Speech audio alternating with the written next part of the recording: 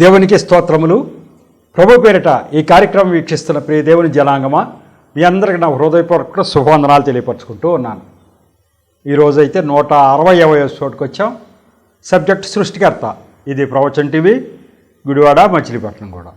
అయితే ఈ సృష్టికర్త సబ్జెక్టులో భక్తుల జీవిత చరిత్రలు, ఆయన సృష్టికర్త అని చెప్పి దేన్ని ఆశించకుండా ఆయన సృష్టికర్త, ఆయన తప్ప ఇంకొక సృష్టికర్త లేడు అని గ్రహించిన వారి జీవితాల చరిత్రలన్నీ చెప్పుకుంటూ వస్తున్నా.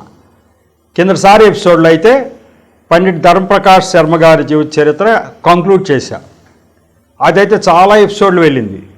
అనుకోకుండా అది చాలా, ఎందుకంటే విస్తారంగా నేను సంపాదించినటువంటి వేదాల్లో ఉన్నటువంటి జ్ఞానం, అలాగే ఆ యొక్క ధర్మప్రకాష్ గారు వాళ్ళ పండితులకు అందరికీ కూడా ఎక్స్ప్లెయిన్ చేసినటువంటి విధానం చూసుకుని నేను విస్తారంగా మీ ముందుకి భారతదేశంలో వేదాల్లో మరి అనేక రెఫరెన్స్లు, అనేక శ్లోకాల ద్వారా యేసు ప్రభువే సృష్టికర్త అనేది గ్రహించే విధంగా ఉంది అని మీ ముందుకు తీసుకురావటం జరిగింది. మరి అది తీసుకొచ్చారు కదా, అయినప్పుడు మరి అందరూ కూడా ఇది అంగీకరిస్తారంటే అంగీకరించిన వాళ్ళు అంగీకరించారు, లేని వాళ్ళు లేరు. అయితే దేవుడు ఇచ్చే ప్రేరణ ఏంటంటే, ఇదిగో ఎక్కడున్నా కూడా నేను ఒక్కడనే దేవుణ్ణి, నేనే సృష్టికర్తని అనేది దేవుడు చెప్తూ ఉన్నాడు. మరి నేనే సృష్టికర్తనని గ్రహించడానికి వీలైనటువంటి అన్ని కోణాల్లో కూడా ప్రజలకు తెలియపరచండి. అయితే నన్ను అంగీకరిస్తారా లేదా అనేది వాళ్ళ చేతుల్లోనే పెట్టా, మనం చెప్పడం అరగా. కాబట్టి నేను మీ నోటి ద్వారా ఈ యొక్క జ్ఞానం అంతా వాళ్ళకి రంగరించిపోయాలని చెప్తున్నాను అని చెప్పి దేవుడు ఆదేశించడం జరిగింది. అనేక మంది ప్రవక్తల నోటి ద్వారా దేవుడు మాట్లాడాడు. అందులో నాది కూడా ఒక ప్రవక్త పిలుపు. ప్రవక్త పిలుపు అని ఎట్లా నిర్ధారణ అవుతుంది అంటే, దేవుడు నాకు 100 దర్శనాలు చూపించాడు. ఈ 100 దర్శనాల్లో ఎప్పటికప్పుడు డైరెక్షన్ ఇస్తున్నాడు నాకు, ఎలా చెప్పాలి అని. అంటే దేవుడు ఎవరితో ఎప్పుడైనా మాట్లాడాలనుకుంటే మనతో ఒక ప్రవక్త నోటి ద్వారా మాట్లాడతాడు. బైబిల్ గ్రంథం నిండా కూడా అదే ఉంది. ప్రవక్తలే మాట్లాడారు, దేవుడు మాట్లాడటమే ప్రవక్తల నోటి ద్వారా. అప్పుడు బైబిల్ గ్రంథంలో రాసిన ప్రవక్తలందరూ కాక ఆ తర్వాత మరి ప్రభు వచ్చి వెళ్ళిపోయిన తర్వాత, బైబిల్ గ్రంథం రాసి ముగించిన తర్వాత మళ్ళీ 2000 సంవత్సరాలు అయింది కదా, ఈ మధ్యకాలంలో కూడా అనేక మందిని ప్రవక్తలుగా లేవనెత్తి అనేక మంది నోటి ద్వారా దేవుడు మాట్లాడాడు. ఆ పరంపరలో వస్తూ ఉంది. మరి నేను కూడా మరి నా యొక్క పిలుపు కూడా ప్రవక్త పిలుపే అని ఆయన చూపించిన దర్శనాల ద్వారా నేను గ్రహించడం జరిగింది. ఏంటి ఈ ప్రవక్త పిలుపుకి వేరే దానికి ప్రత్యేకత ఏంటి, తేడా ఏంటంటే, మామూలు సువార్తికుడు అయితే బైబిల్ గ్రంథంలో ఏముంటే అది చూసి చెప్పుకుంటూ వెళ్ళిపోతారు. కానీ ప్రవక్తకైతే అట్లా కాదు. ప్రవక్తకి దేవుడు చెప్తాడు, ఇదిగో నువ్వు ఇట్లా చెప్పాలి అని చెప్పి. అదేంటి అట్లా కూడా ఉందా అంటే చెప్తాడు. అట్లా ఎక్కడుంది అని అంటే మరి దానికి 2 రెఫరెన్స్లు మీకు చెప్తా. దేవుడు మనం ఏం చేయాలో, ఎట్లా చెప్పాలో, ఏం చెప్పాలో దేవుడు ప్రవక్తల నోటి ద్వారానే మాట్లాడతాడంటాకి 2 రెఫరెన్స్లు మీ ముందుకు తీసుకొస్తా. చూసిన తర్వాత నాకు ఒక దర్శనం చూపించాడు. ఆ దర్శనంలో నువ్వు బోధించవలసిన విధం ఏంటి అంటే, నానా విధమైనటువంటి జ్ఞానాన్ని రంగరించిపోయాలి, వాళ్ళకి అర్థమయ్యేటట్టుగా చెప్పాలి. వాళ్ళు అర్థం చేసుకోరు కొంతమంది, అయినప్పటికీ నువ్వు చెప్పవలసిందే అని నాకు దర్శనం చూపించడం జరిగింది. కాబట్టి ఆ దర్శనం కూడా చదివి వినిపించి, ఇప్పుడు ఎందుకు చెప్తున్నాను ఇదంతా అంటే, మీరు ఇంత విస్తారంగా చెప్తున్నారేంటి, ఒక జీవిత చరిత్ర అనేది తీసుకుంటే ఇన్ని ఎపిసోడ్లు, 58 ఎపిసోడ్లు వెళ్ళింది ఏది ధర్మప్రకాష్ శర్మ గారి యొక్క జీవిత చరిత్ర. అన్ని ఎపిసోడ్లు వెళ్ళాల్సినంత అవసరం ఏముంటుంది అని అనుకోవచ్చు. దేవుడు చెప్తున్నాడు అన్ని ఎపిసోడ్లు కూడా జ్ఞానం రంగరించిపోయాలని నాకు దర్శనం. ఒకటి ఏదన్నా ఉంది అంటే దాన్ని చాలా పూర్తి జ్ఞానయుక్తంగా ప్రజల్లోకి తీసుకెళ్ళమని నాకు చెప్పాడు. ఆ దర్శనం మీ ముందు ఏంటో చదువుతా కూడా, చదివి ఎలా చేయాలి అని దేవుడు చెప్పడం చేత అలా చేయటం జరిగింది. ఇప్పుడు పండిత్ రమాబాయి గారి చరిత్ర మనం వచ్చాం. ఆమె చరిత్ర ఇంత చిన్న పుస్తకంలో ఉంది. ఇది ఒక 2-3 ఎపిసోడ్లు చెప్తే అయిపోతుంది. కానీ దేవుడిచ్చిన పిలుపు అది కాదు. దేవుడు నానా విధమైనటువంటి జ్ఞానాన్ని నీవు రంగరించి పోయాలి బిడ్డలకి అన్నాడు. కాబట్టి దీనికి కనెక్టెడ్గా ఉన్నటువంటి బోర్డంత విజ్ఞానాన్ని నేను సంపాదించి అది మీ ముందుకు తీసుకురావాలి. ఒట్టి రామాబాయి గారి చరిత్ర ఆ యొక్క 4 మాటలతోటే జీవిత చరిత్ర చెప్పేయటం కాదు. నేను ఇంకా ఎక్కువ జ్ఞానం మీకు ఇవ్వాలి. అందులో ఇదెందుకు తీసుకోవాల్సి వచ్చింది అంటే, ఆమె యేసు ప్రభువుని ఏదో ఆశించి రాలేదు. ఆమె సంస్కృత భాషలో పండితురాలు. ఆమె ఏదో ఆశించి యేసు ప్రభు వైపుకి రాలా. చాలా కాలము ఆమె యేసు ప్రభు గురించి విన్నా కూడా నేను మతం మార్చుకోను, మా యొక్క బ్రహ్మ సమాజం, మా యొక్క ఆర్య సమాజం వాళ్ళ సిద్ధాంతాల ప్రకారం వెళ్ళిపోతా, మా యొక్క హిందూ మతంలో అనేకమైనటువంటి లోపాలు ఉన్నాయి, నేను హిందువులను మా హిందూ మతం గొప్పదని నేను చెప్పను, ఆ మతం నిండా చాలా లోపాలు ఉన్నాయి, వాటినన్నిటి మాకంటే ముందు పెద్దలు రాజా రామ్మోహన్ రాయ్ అని ఇంకా అనేక మంది ఆ లోపాలు సరిచేశారు, ఆ సరిచేసిన కోణంలో నేను వెళతా అని కూర్చుంది ఆమె. ఎవరైనా క్రిస్టియన్ మిషనరీలు ఎవరైనా వచ్చినప్పటికీ కూడా ఎప్పుడు జరిగింది ఇది, ఇప్పటికి 150 సంవత్సరాల క్రితం జరిగినటువంటి చరిత్ర ఇది అన్నా కూడా ఆమె ఒప్పుకోలే. ఆమె ఒప్పుకోకుండా ఆ వాళ్ళు కూడా ఎవరో బలవంతంగా నువ్వు యేసు ప్రభువుని కానీ బైబిల్ గ్రంథంలో దేవుణ్ణి కానీ అంగీకరించాలని మేము చెప్పట్లేదమ్మా, నీ అంతటా నువ్వే ఆలోచించుకుని నీకు నచ్చితే ప్రభువుని అంగీకరించు, లేకపోతే లేదు. నువ్వు అనుకున్నటువంటి ఆ ఆర్య సమాజంలోనే మరి మీ మతంలో ఉన్న లోపాలని సరిదిద్దిన తర్వాత ఏ రకంగా ఉండాలో అలాగే ఉండు, కానీ నీవు గ్రహించవలసిన విషయం ఏంటంటే నీకు తెలుసుకోవాల్సిన విషయాలు చాలా ఉన్నాయి, అవన్నీ తెలుసుకోవాలమ్మా అని చెప్పారు క్రైస్తవులు. ఆమె ఆనవట తెలుసుకుంటా ఉంది. ఇక్కడి నుంచి మళ్ళీ ఇంగ్లాండ్ వెళ్ళింది. ఇంగ్లాండ్ వాళ్ళు తీసుకెళ్ళి అమ్మ చూడండి, మీరు ఇక్కడ పతిత స్త్రీ పునరుద్ధరణ గురించి నువ్వు ఇక్కడ పాటుపడుతున్నావే, అలా వాంటేజ్ సిస్టర్స్ అని చెప్పి ఇంగ్లాండ్లో మేము నడుపుతున్నాం పెద్ద సంస్థ. ఎవరైతే అనాథలైపోయిన స్త్రీలు, భర్త కోల్పోయిన స్త్రీలు, మరి ఆధారం లేని స్త్రీలు ఉంటారో వాళ్ళ స్వయంగా బ్రతికేదానికి మేము కొన్ని ఏర్పాటు చేసాం ఆశ్రమాలు, నువ్వు చూద్దుగాని రమ్మని తీసుకెళ్ళి బోధించినప్పుడు కూలంకషంగా అసలు భారతదేశంలో మరి ఈ యొక్క స్త్రీల స్థితిగతులు ఇలా అన్యాయం అయిపోవటానికి కారణం ఈ యొక్క హిందూ మతంలో ఉన్నటువంటి మూఢాచారాలే. ఈ మూఢాచారాలను మొట్టమొదటగా పసిగట్టి బయటికి లాగి ఇది తప్పు అని నిలబడిన వారు క్రైస్తవులు. భారతదేశంలో స్త్రీలు అన్యాయం అయిపోతున్నారని మొట్టమొదటగా గుర్తించిన వారు క్రైస్తవులు. క్రైస్తవులు అంటే ఎవరు? దేవుని బిడ్డలు.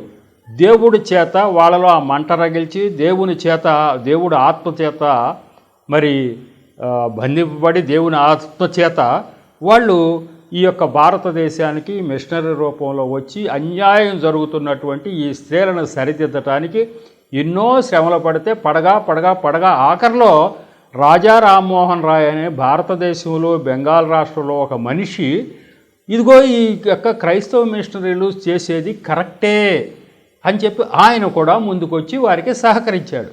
అంతే తప్ప రాజా రామ్మోహన్ రాయ్ గారు ఆయనంతటా ఆయన స్వయంగా పూనుకుని భారతదేశంలో స్త్రీలని ఉద్ధరించాలని ఆయన ముందుగా పాటుపడల. అంతకంటే ముందే అనేక విధాలుగా క్రైస్తవులు ఈ యొక్క సమస్య గురించి దేవుడు ఆత్మచేత సంధింపబడి ప్రేరేపించబడి ఈ దురాచారాలను మాపి కొన్ని వేల మంది స్త్రీలు ఆ అన్యాయం అయిపోకుండా కాపాడగలిగిన వారు క్రైస్తవ మిషనరీలు. వాళ్ళ దగ్గర ఇవన్నీ నేర్చుకుంది, అవన్నీ తెలుసుకుంది. ఈ యొక్క భారతదేశ స్త్రీల గురించి అప్పుడు మనమంతా ఈస్ట్ ఇండియా కంపెనీ పరిపాలన అంటే బ్రిటిష్ దేశంలో ఉన్నట్టు లెక్క పరిపాలన, బ్రిటిష్ వారి పరిపాలన. ఇక్కడ సమస్యల గురించి బ్రిటిష్ పార్లమెంటులో ఎన్ని చర్చలు, ఎన్ని వాదోపవాదాలు జరిగినవి, జరిగిన తర్వాత ఈ స్త్రీలు ఈనాటికి ఈ స్థితికి వచ్చారు అనే విషయం అక్కడ గ్రహించి అక్కడే బాప్తిజం తీసుకోవటం జరిగింది. ఇక్కడ ఉన్నటువంటి సనాతనమైనటువంటి హిందూవాదులందరూ అదేంటి నిన్నటిదాకా మీరు ఆర్య సమాజంలో ఉండి ఆర్య సమాజం గురించి పెద్ద పెద్ద లెక్చర్లు ఇచ్చారు, ఇక్కడ మీరు వెళ్ళి ఇట్లా మాతో మార్చడం. ఆమె చెప్పింది ఇదిగో ఇక్కడ ఇన్ని ఆధారాల చేత ఆయన ఒక్కడే సృష్టికర్త అని, ఆ సృష్టికర్తే ఈ బైబిల్ గ్రంథంలో దేవుడని నేను గ్రహించాను, ఇంకో చోట ఉన్నది ఎవరో కూడా సృష్టికర్తకు సంబంధించిన వాళ్ళు కాదని తెలిసింది, నేను ధైర్యం చేసి అంగీకరించానని చెప్పి అందరితో ఎదురు తెలిసి నిలబడింది. ఆ తర్వాత వచ్చింది భారతదేశంలో విస్తారమైనటువంటి సేవ చేసింది, పరిచర్య చేసింది. మరి ఆమె స్థాపించినటువంటి శారదా సదనం, అలాగే ముక్తి ఆశ్రమం, కొన్ని వందల వేల మందికి ఆశ్రయం కల్పించి మరి చదువు లేకోకుండా ఉన్నటువంటి స్త్రీలకి విద్య నేర్పించింది. విద్య కాకుండా వాళ్ళు వేరే వేరే వృత్తులు ఎలా ఏది చేయాలో నేర్పించింది. వాళ్ళంతటి వాళ్ళు బ్రతకటానికి అవకాశాలు ఏర్పరిచింది. అంతక్రితం స్త్రీలు దిక్కుచోతన పరిస్థితుల్లో ఆత్మహత్యలు చేసుకుని చనిపోవటం జరుగుతూ ఉండేది. ఎందుకు అంటే ఎవరు ఆదరించేవాళ్ళు లేక.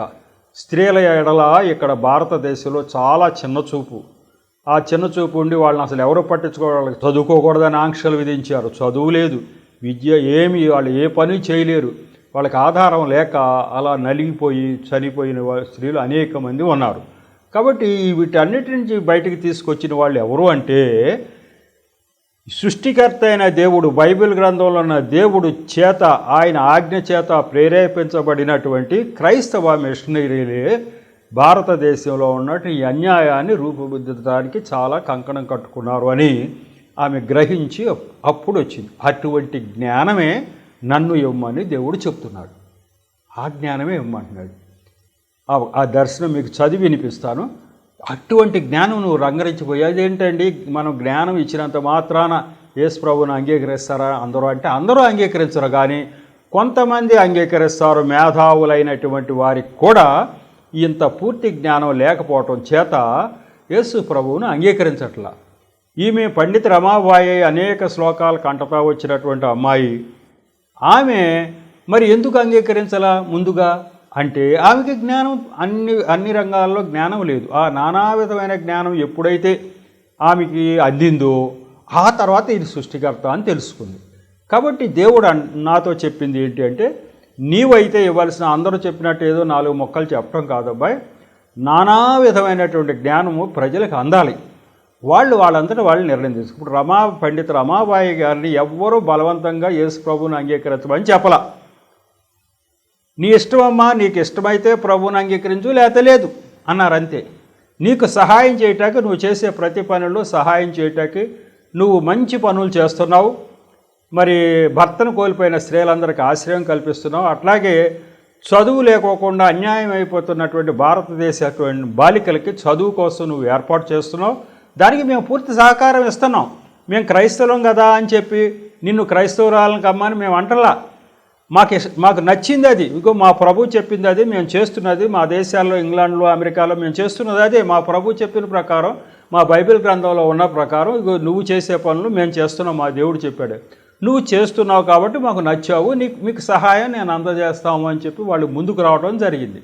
అలా వచ్చి వాళ్ళు ఆమెకి జ్ఞానం అంతా రంగరించి పోసిన తర్వాత ఆలోచించుకుని తుది నిర్ణయం ఏం తీసుకుందంటే, ఆయన ఒక్కడే సృష్టికర్త, ఆయన తప్ప ఇంకొక సృష్టికర్త లేడు కాబట్టి నేను అంగీకరిస్తున్నాను అంది.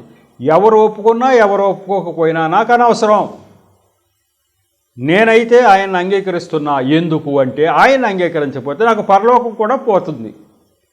మీరేదో మెచ్చుకుంటారు అని చెప్పి నేను ఆయన అంగీకరించకపోతే, నిజమైన దేవుడు ఎవరో నాకు తెలిసి కూడా నేను ప్రభువుని అంగీకరించకపోతే నేను నరకానికి వెళ్ళవలసి వస్తుంది. కాబట్టి మీ గురించి నేను నరకానికి వెళ్ళను. నేనైతే ఆయన దేవుడు అని గ్రహించా, అందుకే నేను ఆయన అంగీకరించాను, నేను బాప్తిజం తీసుకొని ధైర్యంగా చెప్పింది. పండిత రమాబాయి గారు ఇప్పటికి 150 సంవత్సరాల క్రితం జరిగిందంటే, ఆ రోజుల్లో భారత స్త్రీ ఇంత ధైర్యంగా చెప్పగలిగిన స్త్రీలు లేరు అప్పట్లో. ఇంత ధైర్యంగా నేను యేసు ప్రభువును నమ్ముతున్నా, ఆయన ఒక్కడే దేవుడని. మగవాళ్ళలో కొంతమంది ప్రభువుని నమ్మిన వాళ్ళు ఉన్నారు, కానీ స్త్రీ జాతిలో ముందుకు వచ్చిన వాళ్ళు ఇలా ధైర్యంగా చెప్పిన వాళ్ళు లేరు. కాబట్టి అందుకు రమాబాయి గారి చరిత్ర మీ ముందుకు నేను తీసుకొస్తున్నా. సృష్టికర్త ఆయన అని ఆమె ఎలా గ్రహించిందో అదన్నీ మీ ముందుకు తీసుకొస్తా. అయితే నాకు ఇచ్చిన దర్శనంలో దేవుడు మరి ఒకటో దర్శనం ఉంది, ఆ దర్శనం చదివి వినిపిస్తే మీకు అర్థమవుద్ది. ఇందుకా మీరు ఎలా చేస్తున్నారు, ఇందుకా మీరు అందరికీ డిఫరెంట్గా చెప్తున్నారు. అందరూ ఏదో చెప్పుకెళ్ళిపోతారు, ఒక కథ చెప్పినట్టు చెప్తారు, కానీ మీరు ఏంటి జ్ఞానం అంతా రంగరించిపోసి ఎన్నో ఎపిసోడ్లు తీసుకెళ్తున్నారంటే, ఇందుకా ఆ దేవుడు మీకు ఆదేశించాడు కాబట్టి ఎలా చేస్తున్నారా అని మీకు తెలియటం కోసం నాకు దేవుడు ఆదేశించింది ఏంటో మీకు ఒక్కసారి చెప్పదలుచుకున్నాను. అది మీరు వినండి. నా 100వ దర్శనంలో ఆ మాటలన్నీ ఉన్నాయి.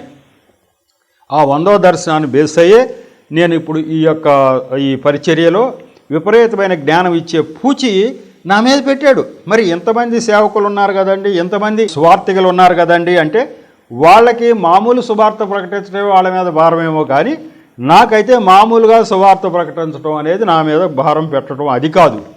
నీవు నానా విధమైనటువంటి జ్ఞానం వాళ్ళకి ఇవ్వాలి, వాళ్ళకి అన్ని కోణాల్లో ఆ జ్ఞానం అందాలి అని చెప్తూ ఉన్నాడు. అది 11/6/2023, అంటే ఇప్పటికి 3 సంవత్సరాల క్రితం వచ్చినటువంటి దర్శనం. అది 2023లో 3 సంవత్సరాల క్రితం వచ్చిన దర్శనం. ఈరోజు రాత్రి కలలో ఒక దర్శనం ఇలా కలిగింది. కొంతమందికి పరీక్ష పెట్టి వారు పాస్ అయితే పై క్లాసుకు ప్రమోట్ చేయమని అన్నారు. ఆ పని నాకు అప్పగించారు. నేను ఆ స్కూల్లో హెడ్ మాస్టర్నో సంథింగ్, ఒక మంచి ఉద్యోగం ఏదో ఒక స్కూల్లో నన్ను పిలిచారు. ఏమండి, మీ స్కూల్లో పలానా పిల్లలకి పరీక్ష పెట్టండి, వాళ్ళు పాస్ అయితే ఆ తర్వాత క్లాస్కి ప్రమోట్ చేయండి అని చెప్పి నాకు ఆ అధికారం ఇచ్చారు. ఇంకా పై అధికారులు అనమాట, ఏది జిల్లా అధికారులు ఉంటారో వాళ్ళు వచ్చి మీరు పిల్లలందరికీ పరీక్ష పెట్టి వాళ్ళు ఎవరు పాస్ అవుతారో వాళ్ళని తర్వాత క్లాస్కి ప్రమోట్ చేయండి అని చెప్పారు. అయితే పరీక్ష పెట్టడానికి నా మనస్సు అంగీకరించటల్లా. ఇది చూడండి, నాకు మనస్సు అంగీకరించట్లేదట. ఎందుకు పరీక్ష పెట్టడానికి? ఎందుకు? పిల్లలకి ఇంకా బాగా నేర్చుకోవాలా. పిల్లలు ఇంకా బాగా సంవత్సరాల్లో చదువుతారు, ఆడుతూ పాడుతూ చదివారు, ఏదో మాస్టర్లు కూడా ఇష్టాగోష్టిగా ఏదో పాఠాలు చెప్పుకుంటూ వెళ్ళిపోయారు, వాళ్ళు బాగా చదవాలి. కానీ ఇప్పుడు పుట్టుక్కున పరీక్ష పెట్టండి, వాళ్ళు తెలివితేటలు పరీక్షించి వాళ్ళు బాగా రాస్తే పాస్ చేయండి అనగానే, అరే వాళ్ళకి సరిగా మనం చెప్పలేదు, వాళ్ళు సరిగా అర్థం చేసుకోవాలా, మళ్ళీ బాగా చెప్పాలి అనిపిస్తుంది. కానీ పైనుంచి అధికారులు ఏమంటున్నారు, నన్ను నువ్వు వెంటనే పరీక్ష పెట్టు, పాస్ చేసేయిపోన్న వాళ్ళకి లేరని. నాకు మనసు అంగీకరించట్లా. అయ్యో, వారి జ్ఞానం సరిపోదు పరీక్ష పాస్ అవ్వాలంటే అని అంటున్నారు. ఎట్లా? అప్పుడు అంటున్నాను నేను, పరీక్ష పెట్టాక నా మనసు అంగీకరించలే. ఇప్పుడు పరీక్ష పెడితే వాళ్ళంతా తప్పు జవాబులు రాసి ఫెయిల్ అవుతారండి. వారికి జ్ఞానం ముందుగా బోధించాలి, ఆ తర్వాత పరీక్ష పెట్టాలి అని వాళ్ళతో చెప్తున్నా. ఏమంటున్నాను, అయ్యా ఇప్పుడు పరీక్ష పెడితే వాళ్ళకి అంత జ్ఞానం సరిపోదు, వాళ్ళు పరీక్ష సరిగా రాయలేరు, వాళ్ళు ఫెయిల్ అయిపోతారు అని చెప్పి పై అధికారుల దగ్గరికి వెళ్ళి ఏం చెప్తున్నాను నేను, అయ్యా మరి వాళ్ళకి కొంత సమయం ఇవ్వాలి, ఇస్తే వాళ్ళకి పాస్ అవుతారు అప్పుడు పరీక్ష పెడితే అని నేను చెప్తే వాళ్ళు అంటున్నారు, అది ఇప్పుడు ఎలా సాధ్యం అవుతుందండి, అనుకున్న సమయానికి పరీక్ష పెట్టి తీరాలి కదా అన్నారు. నాతో అన్నారు, అదేంటండి సంవత్సరం చివరికి వచ్చేసాం, ఇప్పుడు పరీక్ష పెట్టే టైము, ఇప్పుడు వచ్చి వాళ్ళకి ఇంకా జ్ఞానం ఇవ్వాలని మీరు అంటారేంటి, ఎట్లా కుదురుతుంది, ఇప్పుడు పరీక్ష పెట్టే టైం పరీక్ష పెట్టాలి కదండి అన్నారు. అప్పుడు నేను వారితో ఇలా చెప్పాను, నా అంతటా నేనే ఒక డెమో లేక కొంత నిడివి గల జ్ఞానబోధ తయారు చేసి వారికి ఆ వీడియో అందజేస్తాను, ఆ తర్వాత వారికి అనుకున్న సమయానికే పరీక్ష పెడతాను అని చెప్పి పై అధికారులతో చెప్పాను. దానికి వారు సరే అన్నారు. చూడండి, వాళ్ళ దగ్గరికి వెళ్ళి అంటున్నా, అయ్యా మీరు ఒక నెల ఎంతో టైం ఉంది, అప్పుడు పరీక్ష పెట్టమన్నారు కదా, పెడతా, కానీ ఈలోగా నా అంతటా నేనే ఒక రిస్క్ తీసుకుని మళ్ళీ వాళ్ళకందరికీ అర్థమయ్యే విధంగా జ్ఞానబోధ లాంటిది బాగా తయారు చేసి ఒక వీడియో రూపంలో వాళ్ళకి చూడగానే అర్థమైపోయేటట్టుగా ఒకటి నేనే తయారు చేస్తానయ్యా, తయారు చేసి వాళ్ళందరికీ అందజేస్తా, చేసి మీరు చెప్పిన టైంకే పరీక్ష పెడతా, కానీ నాకు ఈ అవకాశం ఇస్తే మళ్ళీ ఒక్కసారి పిల్లలందరికీ జ్ఞానం అంతా నూరిపోస్తాను అన్నారు. వాళ్ళు అన్నారు, మాకేం అభ్యంతరం అయ్యా, నువ్వు పరీక్ష పెట్టాలంతే. ఇప్పుడు మే నెల వచ్చింది, వాళ్ళు పెట్టాలనుకున్నారు అనుకో, జూన్ నెలలో పరీక్ష పెట్టాలని నాకు చెప్పారనుకో, చెప్తే నేనేమంటున్నాను, ఈ జూన్లో మామూలు పరీక్ష పెట్టేయటం కాదు, నేను ఈలోగా వాళ్ళని బాగా తర్ఫీచ్చేస్తా, వాళ్ళకి ఒక మంచి డెమో తయారు చేసి జ్ఞానం ఇస్తా అంటున్నా. అంటే వాళ్ళకి బాగా అర్థమయ్యే రీతిలో ఒక బుక్లెట్టో ఏదో తయారు చేసి ఇస్తాను అంటున్నా. వాళ్ళు ఏమంటున్నారు, మీ ఇష్టం అంటున్నారు, వాళ్ళకేమీ ఇబ్బంది లేదు కదా, నేను కదా పరీక్ష తయారు చేసి కష్టపడేది నేను కదా, నేను అంటుంటే వాళ్ళు సరే అంటున్నారు. నేను జ్ఞానబోధ వారికి ఇచ్చిన తర్వాత పరీక్ష పెట్టా. నేను కష్టపడి ఈ నెల రోజుల్లో బాగా జ్ఞానబోధ తయారు చేసి వాళ్ళందరినీ బాగా రూపటం అంటారే, వాళ్ళకి అంతా చెప్పి బాగా ఈ సంవత్సరం అంతా చదివిన పాఠాలన్నీ బాగా వివరంగా చెప్పి ఆ జ్ఞానబోధ అంతా ఇచ్చి అప్పుడు పరీక్ష పెట్టా. చాలామంది బాగా రాసి పాస్ అయ్యారు, ఇప్పుడు బాగా పాస్ అయ్యారు, చాలామంది పాస్ అయ్యారు. కొంతమంది పూర్తి గ్రహింపు పొందలేక బాగా రాయలేకపోయారు. అయినప్పటికీ ఇప్పుడు 100 మంది ఉంటారనుకో పిల్లలు, 100 మందిలో చాలామంది పాస్ అయ్యారు, మళ్ళీ కొద్దిమంది ఉంటారు కదా ఎట్లయినా గ్రహించలేని వాళ్ళు బాగా రాయలేకపోయారు, వాళ్ళు ఫెయిల్ అయ్యారు. అప్పుడు నేను ఇలా అనుకుంటున్నా నాలో, అయినా నా ప్రయత్నం నేను చేశాను, ఇంతకంటే ఏమి చేయగలను నేను అనుకుంటున్నా. నేనైతే పై అధికారుల దగ్గరికి వెళ్ళి వాళ్ళ బ్రతిమాలి ఒప్పించి నా అంతటా నేను ఈ జ్ఞానబోధంతా తయారు చేసి పిల్లలకి రంగరించి పోసా. అయినా కొద్దిమంది ఫెయిల్ అయ్యారు. నా ప్రయత్నం అంతా నేను చేశాను, నేను ఇంకా అంతకంటే ఏం చేయగలను అని నేను అనుకుంటున్నా. కానీ నా మనసులో ఫెయిల్ అయిన వారి గురించి కొంత బాధ ఉంది. ఇంకా ముందుగానే ఈ జ్ఞానబోధ వారికి ఇచ్చి ఉంటే మరి కొంతమంది పాస్ అయ్యేవారు కదా అని అనుకుంటున్నాను. ఇంతలో మెలకు వచ్చింది. ఇంకా లోపల బాధ, అరే ఇక నెల సరిపోదేమో, ఇంకో 2-3 నెలల ముందు నుంచే బిగించేసి ఈ జ్ఞానబోధ అందించి ఆ మిగతా వాళ్ళు కూడా పాస్ అయ్యేవాళ్ళే పాపం. అంటే నా హృదయం ఏంటంటే ఒక తల్లి తండ్రి హృదయం, పిల్లవాడు పాస్ అవ్వలేకపోతున్నారు కొద్దిమంది, వాళ్ళు కూడా వచ్చేయాలని. నేను చేసినటువంటి ప్రయత్నం వల్ల చాలామంది పాస్ అయ్యారు. ఈ యొక్క ఇంతలో మెళుకు వచ్చి ఎంత విస్తారమైన దర్శనం దేవుడు చూపించాడు పని కట్టుకుని. ఎవరికైనా ఉంటుందా ఎంత విస్తారంగా దర్శనం చూపించడం? దేవుడు ఎంత స్పష్టంగా, అంటే అర్థం ఏంటి అంటే, యేసు ప్రభువును అంగీకరించండి అబ్బాయి, బైబిల్లో ఎలా ఉంది, ఆయన సృష్టికర్త అట్లా చేశాడు ఇట్లా చేశాడు అని మనం చెప్తాం ప్రజలకి. చెప్పేసి నువ్వు అంగీకరిస్తావా, నెక్స్ట్ క్లాస్ ప్రమోషన్ అంటే పరలోకానికి తీసుకెళ్తాం. నువ్వు అంగీకరించవా, నరకానికి వెళ్ళిపోతావు, తప్పినట్లు లెక్క అని. అంటే వాళ్ళకి చెప్పింది వాళ్ళకి అంత బాగా అర్థమై వచ్చిందా? మనం చెప్పాము, వాళ్ళు అర్థం చేసుకున్నారా? లేదు. అంటాడు దేవుడు, ఇప్పుడు నాతో అనిపించాడే, అయ్యో అలా కాదు అలా కాదు, మళ్ళీ చెప్తా, ఒక జ్ఞానబోధ తయారు చేస్తా, ఒక నాంతట నేనే ఒక వీడియో తయారు చేస్తా, దాన్ని ఇస్తా వాళ్ళకి అని చెప్తా ఉన్నా నేను. ఆ పని అంతా ఎవరు చేయిస్తున్నారు? దేవుడు నాతోటి, దేవుడు చేయిస్తున్నాడు ఈ పని. ఇదిగో చేయాలయ్యా, ఊరికినే యేసు ప్రభువుని నమ్మండి అని అందరూ చెప్పినట్టు నువ్వు చెప్పడం కాదు, యేసు ప్రభువుని నమ్మమని అందరూ చెప్పినట్టు చెప్పడం కాదు. నువ్వు ఇలా జ్ఞానం అంతా రంగరించి పోస్తే వాళ్ళకి అర్థమవుతుంది. అప్పుడు వాళ్ళు యేసు ప్రభువుని అంగీకరించకపోతే మనకు నరకమే, పరలోకం దొరకదు అని రుజువులు సాక్ష్యాలతో మనం కానీ చెప్పగలిగితే ఆ నిర్ణయం తీసుకోవటానికి వీలవుతుంది అని చెప్పి నాకు ఈ దర్శనం చూపించి నువ్వే తయారు చేసి ఇవ్వమన్నాడు. అంటే అర్థం నా అంతటా నేనే టీవీ ద్వారా కానీ, సాక్ష్యం చెప్పడం ద్వారా కానీ, నా పుస్తకం ద్వారా కానీ, నా అంతటా నేనే ఈ పని అంతా చేయాలనే బాధ్యత నా మీద పెట్టాడు దేవుడు. ఎంత స్పష్టంగా నాకు చెప్పాడు. ఈ పిలుపే ప్రవక్త పిలుపు అంటారు. ఒక్కొక్క రకమైన పిలుపు ఉంటుంది. నాది ప్రవక్త పిలుపు. ఎలా అంటే నా స్టైలు ఇట్లా జ్ఞానం అంతా ఇచ్చుకుంటూ వెళ్ళాలి, వాళ్ళకి ఏ రకమైన డౌట్ రాకోకుండా ఉండాలి. ఇది అందరికీ ఆ పిలుపు కాదు, అందరూ మామూలు సువార్త ప్రకటిస్తారు. నాది జ్ఞానంతో కూడినటువంటి సువార్త నేను ప్రకటించాలి, అది నాకు ప్రవక్త పిలుపు, దేవుడు నాకు అప్పచెప్పినటువంటి పని. కాబట్టి ఈ పని ద్వారా నేను మరి చేయవలసి వస్తూ ఉంది ఇంత వివరంగా. కాబట్టి ఇంత జ్ఞానం మరి ఎంత ప్రయాసపడ్డ కారణం అంటే ఇంత పెద్ద దర్శనం చూపిస్తున్న తర్వాత దేవుడు నేను కాలానికి కూర్చుంటాకు వీలవుతుందా? పోనీ అందరికీ ఎవరికైనా చూపిస్తున్నాడు అట్లా? ఈ పని నువ్వు ఇప్పుడు మనం చూస్తూనే ఉన్నాం కదా, పండిత రమాబాయి అన్న ఆమె ఎలా ప్రభువుని అంగీకరించింది? ఎవరైనా మామూలుగా చెప్తే అంగీకరించిందా? అలా అంగీకరించలా. ఆమె అంతటా ఆమె ఎంతో జ్ఞానం సంపాదించుకుంది. అంటే క్రైస్తవులు చేసిన పని ఏంటంటే ఆమెకి జ్ఞానం ఇచ్చారంతే. క్రైస్తవులు ఇక్కడ కానీ, ఇంగ్లాండ్లో కానీ, అమెరికాలో కానీ ఆమె వెళ్ళిన ప్రతి ప్లేస్లో కూడా ఆమెకి జ్ఞానం ఇచ్చారు. ఆ జ్ఞానాన్ని బట్టి ఆమె నిర్ణయం తీసుకుంది. ఇప్పుడు నాకు బోధించింది లేకపోతే నాకు దర్శనం చూపించింది, ఇట్లా జ్ఞానం నువ్వు ఇవ్వాలబ్బాయి అన్నాడు. అంతా మనం ఎంత జ్ఞానం ఇస్తే మట్టుకి అంగీకరిస్తారా అంటే అంగీకరించరు. కొంతమంది అయినప్పటికీ కొంతమంది ఫెయిల్ అయ్యారు కదా. నేను జ్ఞానబోధ ఇచ్చిన తర్వాత కూడా కొంతమంది ఫెయిల్ అయ్యారు కదా. అంటే మనం అందించినా కూడా మాకు వద్దు యేసు ప్రభు అనేవాళ్ళు ఉండనే ఉంటారు.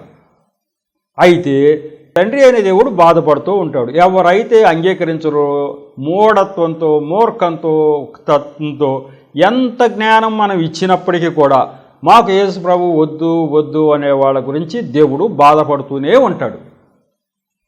అది పిల్లలు పాస్ అవ్వలేదని చెప్పి నేను ఎలా బాధపడుతూ ఉన్నాను, కొద్దిమంది ఫెయిల్ అయితే అలా దేవుడు బాధపడుతూ ఉంటాడు. అయితే దేవుడు ఇంత జ్ఞానం ఇప్పిస్తున్నది ఎందుకు అంటే వాళ్ళు ఆ నరకాన్ని నుంచి తప్పించాలని. దేవుడి ప్రేమ ఇతర జనుల మీద అంత అధికంగా ఉంది. నిజంగా కూడా ఇది అంత ప్రయాసతో కూడిన పని. జ్ఞానమంతా రంగరించిపోయటం అనేది ఎంత కష్టమైన పని మీకు తెలుసు కదా. ఒక్కొక్క మనిషి జీవిత చరిత్ర తీసుకుని 58 ఎపిసోడ్లు నేను ఒకటి చెప్పానంటే దాంట్లో ఎంత జ్ఞానం ఇచ్చాను మీ అందరు చూశారు. ఇట్లా ఇమ్మంటున్నాడు దేవుడు. దానివల్ల ఎవరికి లాభం? నేను ఇచ్చే దానివల్ల ఎవరికి లాభం అంటే అన్యజనులకు లాభం. వాళ్ళు నరకం నుంచి కొంతమంది అయినా తప్పించబడతారు, ఆ పరలోకానికి వస్తారు. అందుచేత ఈ పని చేయమంటున్నాడు. కాబట్టి తన బిడ్డలైన యొక్క జీవితాలను త్యాగమైనా చేయమంటున్నాడు. నిజంగా నా జీవితంలో ఇదంతా త్యాగమే కదా, ఇంత కష్టపడి ఇంత డబ్బులు ఖర్చు పెట్టుకుని మరి ఇన్ని ప్రసారాలు ఇంత జ్ఞానం రూలిపోయాల్సిన పని నాకేమన్నా నా జేబులోకి వచ్చేదేమన్నా ఉందా? లేదు. కానీ దేవుడు ఎందుకు చేయమంటున్నాడు? తన బిడ్డల్ని త్యాగం చేసి నువ్వు చెయ్యనేది ఎందుకు అంటున్నాడంటే, ఇతర జనులు, అన్యజనులు కొంతమంది కాబట్టి కొంతమంది అయినా సరే ఈ యొక్క మాటలు విని ఈయనే దేవుడు అని గ్రహిస్తాడని చెప్పి. మరి దేవుడు ప్రవక్తల నోటి ద్వారా మాట్లాడటం, దర్శనాల ద్వారా మాట్లాడటం అనేది ఆయనే చెప్పాడు. ఆ మాట మీకు చదివి వినిపిస్తాను. ఆయన ఏమన్నాడంటే, నేను ఎప్పుడైనా ఏమైనా మాట్లాడాలనుకుంటే కళల ద్వారా, దర్శనాల ద్వారా నేను ప్రవక్తలకు చెప్తారయ్యా అన్నాడు. ఇప్పుడు అదే చెప్పాడు. ఇప్పుడు నాకు చెప్పింది అదే, దర్శనం ద్వారా నాకు చెప్పాడు ఎలా చేయాలి అని చెప్పి. అది ఎక్కడుందంటే సంఖ్యాకాండం 12:6లో ఉంది. మీకు జ్ఞానాభివృద్ధి కోసమే చెప్తున్నా. సంఖ్యాకాండం 12:6 ఏముందంటే, వారిద్దరూ రాగా ఆయన నా మాటలు వినుడు, మీలో ప్రవక్త యుండిన ఎడల యెహోవానకు నేను దర్శనమిచ్చి అతడు నన్ను తెలుసుకున్నట్లు కలలో అతనితో మాట్లాడుదును అన్నాడు. ఈ కథ అంతా ఆదికాండంలో ఉంటుంది. మోషే గారి మీద తిరుగుబాటు చేశారు ఎవరెవరు? వాళ్ళ అక్కగారైన మిరియాము, వాళ్ళ అన్నగారైన అహరోను. వాళ్ళు మోషే మీద ఒక తిరుగుబాటు స్వభావం వచ్చి, ఈయనొక్కడితే దేవుడు మాట్లాడతాడా, మాతో మాట్లాడా, ఈయన గొప్ప ఏంటని సనుక్కుంటున్నారు వాళ్ళ తమ్ముడి మీద. ఇది దేవుడు చూశాడు. దేవుడు చూసి, ఏంటయా మీరు సనుక్కుంటున్నారు, రండి ఒక చోటకి అని చెప్పి ఆ మేఘంలోంచి దేవుడు స్వరం ద్వారా మాట్లాడాడు. ఎవరితోటి? వీళ్ళిద్దరితోటి. మిరియాము వాళ్ళ అక్కగారైనటువంటి, మోషే యొక్క అక్కగారైనటువంటి మిరియాముతోటి, వాళ్ళ అన్నగారైన అహరోన్ గారితో మాట్లాడాడు. ఏమని మాట్లాడుతూ ఉన్నాడంటే, మీరు మాట్లాడి అని నేను విన్నానయ్యా, మీ తమ్ముడు నా ఇల్లంతటిలో నమ్మకస్తుడు, మంచివాడు, అతను నేను ఏర్పరచుకున్న మాట వాస్తవం, అతను ఏర్పరచుకున్నాను, అతనికే నేను దర్శనాలు చూపిస్తాను, అతనికే నా ఆజ్ఞలు చెప్తా ఉన్నా, మీరు సణుకుంటున్నారేంటి అంటూ. ఇప్పుడు ఈ సమయంలో ఇక్కడ ఎవరైనా ప్రవక్త ఉన్నట్లయితే నేను ప్రవక్త ద్వారా మాట్లాడేవాడిని, కానీ ఇప్పుడు అట్లాంటిది ఏమీ లేదు కాబట్టి నేనే మాట్లాడుతున్నాను. జనరల్గా మాట్లాడాలి, ఎట్లా మాట్లాడేవాడిని, ఇక్కడ మీ మధ్యన ఇక్కడ ఒక ప్రవక్త ఎవరన్నా ఉంటే మీరు గాక, వేరే ఈ మోషే అహరోను మిరియాము కాక ఇంకో ప్రవక్త ఎవరన్నా ఉంటే నేను ఆ ప్రవక్త నోటి ద్వారా, ఇదిగో మీరు అన్న మాటల దేవుడు చూశాడు, విన్నాడు, ఇదిగో ఈ మాట అంటాం తప్పమ్మా అని ఆ మిరియాం గారితో అహరోన్ గారితో ఇది అట్లా సణుకోకూడదని చెప్పేవాడిని. కానీ ఇప్పుడు నా అంతటి నేనే వచ్చి మీతో మాట్లాడుతున్నా. ప్రవక్తలు వస్తే, ప్రవక్త ఉంటే నేనేం చేసేవాడిని, ఒక కళ ద్వారా చూపించేవాడిని, ఫలాని వాళ్ళు ఇద్దరు ఇట్లా సణుక్కుంటా ఉన్నారు వాళ్ళ తమ్ముడి మీద, ఇది తప్పు, నువ్వు వెళ్ళి చెప్పు అని చెప్పి నేను ప్రవక్తకి కళలో చూపించేవాడిని. ఆయన వచ్చి మీకు చెప్పేవాడు. ఇప్పుడు ఇక నేనే డైరెక్ట్ చెప్తాడు. ఈ కళలో చూపించటువంటి అర్థం ఏంటంటే, ఆయన ఇలా చెయ్యబ్బా అని చెప్పడం. అది ప్రవక్త అనే వాళ్ళని ఎందుకు దేవుడు ఏర్పరచుకున్నాడంటే, ఆయన మాట్లాడటానికి వాళ్ళతో ఆ కళ చూపించి, అబ్బాయి నువ్వు ఇది చెయ్యి అని చెప్పడానికి. ఇప్పుడు ఆ మాట ఇప్పుడు చదివితే మీకు బాగా అర్థమవుతుంది. ఏమంటాడైనా, వారిద్దరూ లాగా, వాళ్ళిద్దరు ఎవరెవరు, ఎవరైతే సణుక్కున్నారో మిరియాము అహరోను, వాళ్ళిద్దరూ రాగా ఆయన నా మాటలు వినుడి, మీలో ప్రవక్త ఉండిన ఎడల యెహోవానకు నేను దర్శనమిచ్చి అతడు నన్ను తెలుసుకున్నట్లు కలలో అతనితో మాట్లాడుదును. కాబట్టి నేను ప్రవక్త ఉండే పక్షం అయితే నేను అతనితో మాట్లాడతా. ఇప్పుడు అంటే అర్థం ఏంటి, ప్రవక్తలకి తోటి నేను మాట్లాడతాను అన్న కళలు చూపించి, ఇప్పుడు నాకు కళ చూపించి మీకు దర్శనం 100వ దర్శనం చదివి వినిపించాక ఇది నాతో మాట్లాడాడు దేవుడు. ఏమని, ఇదిగో నువ్వు ఇలా చెయ్యయ్యా అని. ఎలా చేయాలి, విపరీతమైన జ్ఞానం నా బిడ్డలకి నువ్వు రంగరించి పోయి దాని ద్వారా కొంతమంది అనేసరికి నేను సృష్టికర్తనని గ్రహిస్తారు అని నాతో చెప్పడం జరిగింది. దాని మీద నేను ఈ యొక్క జీవిత చరిత్రలు చాలా వివరంగా జ్ఞానయుక్తంగా మీ ముందుకు తీసుకొస్తూ ఉన్నా. మరి ఇప్పటికైతే సమయం అవుతూ ఉంది. పండిత రమాబాయి గారి చరిత్ర ఇంకను వచ్చే యొక్క ఎపిసోడ్స్ ద్వారా విస్తారంగా మీ ముందుకు నేను తీసుకొచ్చి మీ జ్ఞానం అంతా కూడా అభివృద్ధి పరచడానికి నేను ప్రయత్నం చేస్తా. దేవుడి యొక్క మాటల్ని దీవించునుగాక. చిన్న ప్రార్థన చేసి ముగిస్తా. కృపగల దేవా, మహాపరిశుద్ధుడా, ప్రేమగల తండ్రి, ప్రభా మీకు వందనాలు స్తోత్రాలు చెల్లించుకుంటున్నాను.